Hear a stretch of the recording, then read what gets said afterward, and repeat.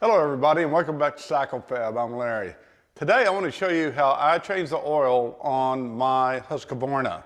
Yth22V46 is the model number. They will all be pretty much the same. I mean, it's a Briggs & Stratton engine. And all the Briggs that came on these are either this motor in, I believe there's another size. I don't recall what it is, but that doesn't make a difference. What does make a difference is the process in which I do this. Now, in the instruction manual for the tractor, it says change the oil, do the regular maintenance every season. Now, I use my tractor literally every day. So I do mine like every 6 months. Now, the oil that I use is Castrol full synthetic. Now, you don't have to use Castrol, but I do suggest that you use full synthetic. It works really well in these engines and I have not had a problem. I've got a bunch of hours on this guy. So no issues there. I like synthetic. I run it in all my other small engines that I use around the property and also my vehicles and even my air compressor. So anyway, I really stress that point. Another thing, only run high octane fuel in these. It just works better. And also put a fuel additive in there that, you know, kind of helps with that and this crappy gas that we have, just in case your tractor sits for a long time. It'll keep it from freezing up and gelling and doing all that other nasty stuff. So I want to stop rambling and go ahead and get started with this and show you guys what I do in order just to pull simple maintenance on this. So come on, enjoy the video with me. Now the first thing that I do is I just go ahead and change out the air filter. A lot of people think that, well, you can blow the air filter out. Yeah, not really. I mean, you can blow all the dirt off that's accumulated on it, but actually that paper that the air filter is made out of, it gets embedded with dirt and that does not blow out. I know this because I asked, because I used to blow them out, and really you're not supposed to do that. So go ahead and just take this cover off. There's 2 screws. You don't have to worry about losing the screws. They have little capture washers on them. And anyway, just pull it right out. Now, I want to give you a close-up of this. There is what's called a pre-filter on this, okay? And I'll get with you in a second on that. Now you go ahead and pull this off and I'll show you what it looks like up underneath. Even though you have that pre-filter on there, there is dirt embedded down inside this paper filter. So anyway, just go ahead and trash this, throw it away. You can go ahead and buy the Briggs & Stratton kit or parts and, you know, their own filter, their own oil filter, air filter, fuel, well, I'll get into you with a little bit about the fuel filter. Those are cheap. That's what I used to do, but it gets kind of expensive to buy all of this stuff that you need, now excluding the oil, is 40 bucks or higher. Now, I found on Amazon a kit, of course it's Chinese, I'm sure, that has everything you need. Now, the spark plugs are not Champion spark plugs. I have no idea what name they are. It has something on it, but it's not really a name. It's just kind of like a logo. But I want to try that because, you know, 20 bucks is 20 bucks. Now, I do not scrimp on the oil at all. And I inspected these parts that come in the kit, and here's a screenshot of the little Amazon advertisement. And I like it. I mean, it looks exactly the same. So I'm sure the quality's there. If it doesn't want to fire right or anything like that, I'll let you guys know, but I really doubt that I'll have any serious problems with it. Anyway, back to the filter. This does come with a pre-filter. You want to make sure that when you get the filter, it does have a pre-filter, whether you buy it from Amazon in this kit that I'm talking about, or if you just purchase it some other place. These pre-filters are very important, especially when you're working in dusty areas. Anyway, you just push this back in there, put this back on, and screw it in. That's it. Now, obviously you have to take the top off. That's no big deal. I wasn't going to show you guys that. It's kind of self-explanatory. There is a headlight wire that you need to disconnect before you pull the hood off. Now, on the right-hand side of the engine, if you're sitting on the seat, there is a small yellow plug or knob looking thing right here. And it has a black cap on it. All you have to do is pull that black cap off. Now,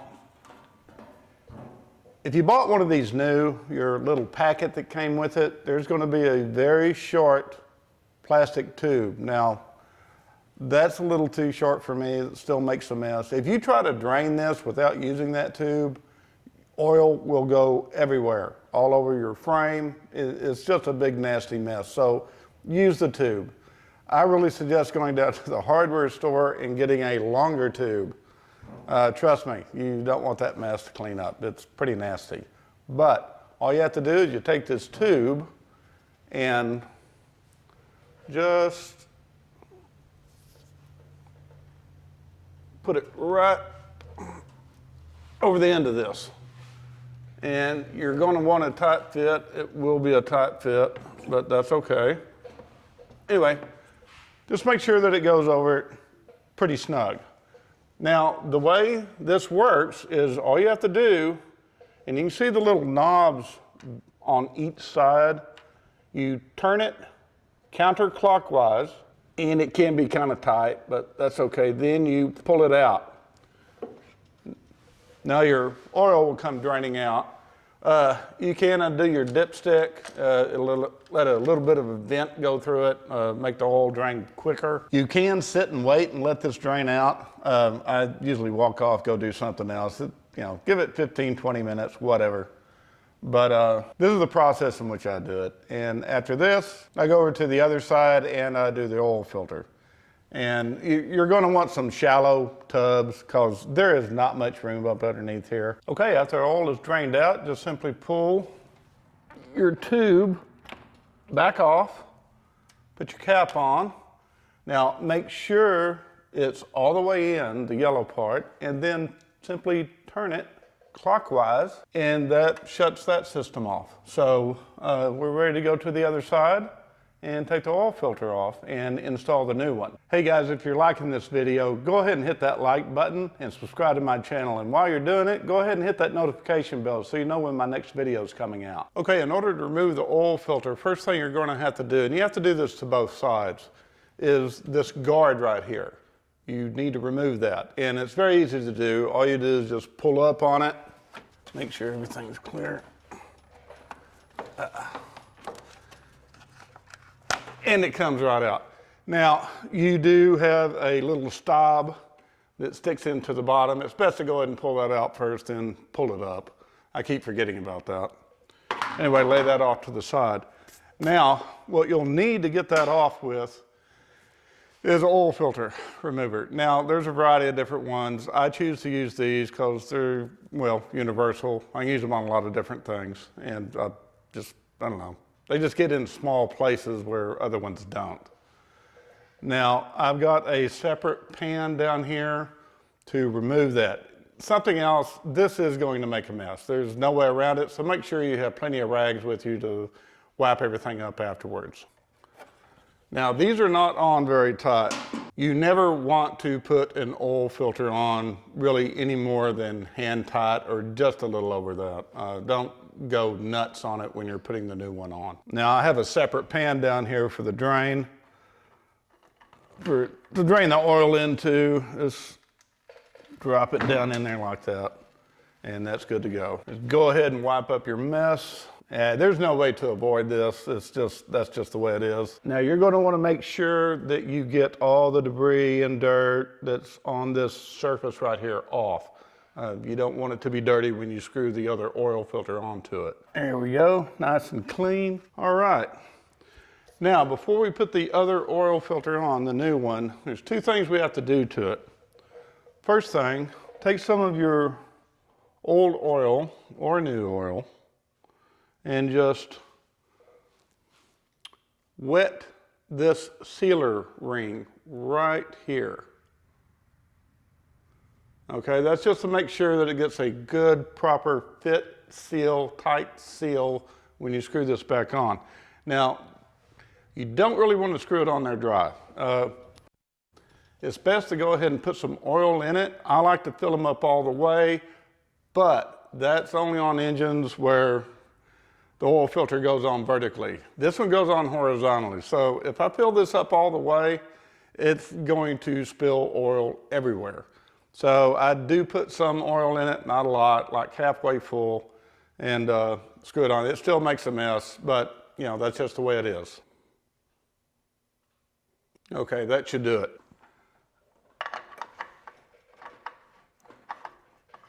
Now, I get this on as tight as I can with my hand, then take my oil wrench and just tweak it about an eighth of a turn, maybe not even that much. Now what we're going to do is move to the fuel filter, and that's this guy right here. Really easy to do. And all we do, there's a clip holding the tube next to the engine, and you'll need a pair of pliers for this to get the lines off. Gas is going to go kind of everywhere, so be aware of that. You'll have to clean that up. Make sure you do this in a well-ventilated area, no flames around, you know how it goes. Pull your clamps off to either end of the hose. There we go. Now, you can pick these up anywhere. This comes in the kit. Actually, you get 2 of them with new brackets. Now, I'm not going to put new clips on here, brackets, just for the simple fact these are fine, they still work, but if you happen to destroy one or lose one, the kit does come with it. Oh yeah, and these are directional, so make sure you don't put them on there backwards. I don't know if it would work or wouldn't work, but you want to keep it in the same configuration as the one you pulled off. Now, there is another way around spilling gas everywhere. You can put a clamp on your hose. I just didn't, I don't know why. Lazy maybe. But anyway, you don't lose that much gas if you do it quickly. Then you take your pliers and simply put your little clamps back where they were, and you're good to go. Before we put the oil in, we're going to go ahead and change out the spark plugs. These spark plugs need to be set at a 30 thousandths gap. Now, typically spark plugs come pre-gap, but I always like to check them. These were a little tight. I could get a 30 thousandths feeler gauge in them, but it's a little tighter than what I wanted, so it wasn't a true 30 thousandths. And I said earlier that there was just a logo on these. Well, I was going off of memory. Actually, they say Savior BK5E. Now, I assume they're Chinese made. I've never heard of Savior before, but anyway, like I said, I'm gonna go ahead and use these, try them out, because you know, this kit, you do save 20 bucks, at least 20 if not more. So let's go ahead and pull these old spark plugs out, put the new ones in. And you need a 5/8 inch size socket to get these guys out and in. Now, a good thing to do is the old spark plugs that you pull out, you're going to want to look at them. This looks to be burning a little rich. They're a little black in color, but not too bad. The perfect color you're looking for is kind of a Hershey's chocolate color. But you know what? The tractor's running fine. I'm not having an issue with the way it runs, so I'm not going to mess with the carburation or anything like that. This is good to go as far as I'm concerned. As long as you don't have a bunch of thick black soot on it, you're typically okay. Now, when you tighten the spark plug down, I'm sure there's a torque spec out there somewhere for it, but you just want it firm, just a little tight. You don't want to really reek on it, all right? Because you'll screw things up. I mean, you'll break something. Just don't do that. Just nice, firm, tight, you're good to go. And put your spark plug wire back on, and that's it. Now, I want to do the other side, then we're going to put the oil in. Now, something else that I do when I pull regular maintenance on this is I check my valve clearance. I'm not going to do this in this video. I'm not going to show you because I've done it previously in a video. And if you would like to check that out, how to set your valves, just look right up here. There's a link and go ahead and click on it. And this is a great video. I get a lot of views on it. People seem to like it. All right, what you'll need for this is a funnel, a rag, 2 quarts of oil. And this is where you pull your dipstick out. That's where you put the oil in at anyway, on these engines. You don't have to use a funnel, but I do highly suggest that you do, because if you just spill a little bit of oil, it goes all the way down the side of your engine onto the frame. It just makes a mess. Funnels are nice. Put your funnel in. Put your first quart of oil in. Now, out of your second quart, you only want to use half of it. That should be good. Now, we're ready to fire it up. Now, when I say fire it up, just let it run for about 15 seconds. That's it. That's enough time to get the oil that's down here in the oil pan up into the engine and where it needs to be. Then you can get a very reliable check on the oil level.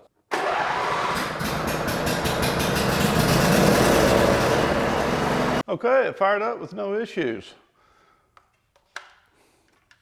Now it's going to take a little bit of time for the oil to get settled back down so you can get a reliable oil reading. So, you know, it's 30 seconds, maybe a minute. Anyway, just let it sit and come back and check it. And then if you have to add some, add some. And where you want it to go to is, I don't know if the camera can pick it up, but this top mark right here, that's the level you want it at. So just keep adding until you get there. Earlier I talked about fuel additives. If you're wondering what I use Lucas, and this is for injector cleaners. Now, you don't have to have injectors in order for this stuff to work. It works on carburetors also, but most importantly, it treats the fuel. A lot of fuel that we have nowadays has ethanol in it, and that's really not a good fuel as with these older engines anyway, because it has a tendency to gum up easier. Gasoline in general will gum up, but anyway, I use this stuff. I've never had any issues about cranking my tractor when it's been sitting for a long time, which is rare on this one, but other small engines that I have, they'll sit for a year sometimes. No issues. As long as I treat that fuel with this, I'm good to go. Okay, it's been sitting for over a minute, so I'm gonna go ahead and check it. Okay, we need to add some. Okay, we're good to go. It's right there where we want it. Now, I did have just a little left over in that second quart. If I went ahead and put both quarts in full all the way, it would be a little bit above the line, but not enough to hurt the engine. So anyway, I'm just kind of particular about that. I really like to go off of what this gauge says because I have over 750 hours, matter of fact, 780 hours on this engine. And I would like to keep it going. And the only way to do that is with proper maintenance. Now, it won't be long before I'll have to do a top end job on it, which basically just means I have to put new rings in it. And I've never done that before, but I don't think I've done it on other engines, but not this one. And when it comes time for that, I'll do a video over it. So I hope you guys got some enjoyment out of this and some tech knowledge, and I hope I helped you guys out. Thanks for watching, and I'll see you guys next week.